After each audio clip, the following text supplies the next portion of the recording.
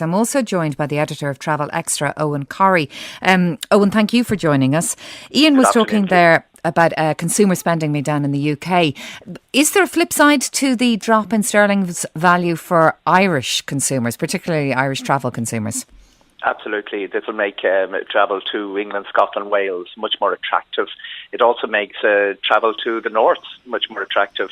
I was in the Bishopsgate Hotel in Derry, then one of the new hotels. There are 4 new hotels in Derry. There are 20 new hotels opening in Belfast. So all of that is pretty good news for inbound tourism into the north across the border. The real problem, though, is that Irish tourism will be quite dependent on the British market. We lost 1 million British visitors the last time sterling reached this level back in 2009, and we were only just getting them back.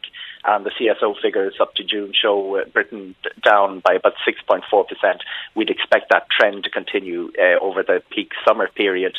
This will impact unevenly on Irish tourism because the counties which need the tourists most, which are basically the Midland counties, are paradoxically the ones most dependent on the British market.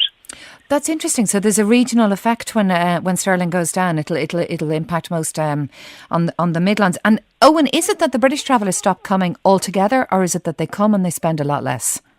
There's a bit of both. Certainly the numbers are down and the average spend is down. What will also happen is that Britain will have stopped travelling. This isn't just an Irish problem. It's a big problem for the big European markets and even the North American markets that British tourists go to. What we're seeing is countries like Spain, France focusing more on Ireland to replace the British tourists that they're losing. So it could actually have an upside for the Irish traveller going abroad, more choice.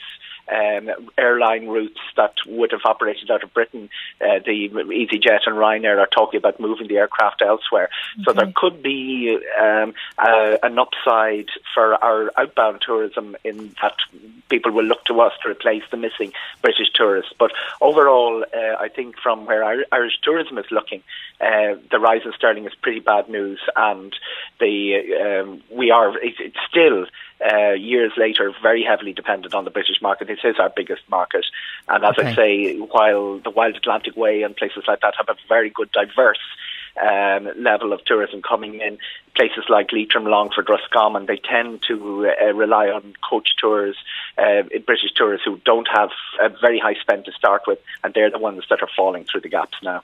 Okay, well, Eoghan Corry, thank you for joining us with that.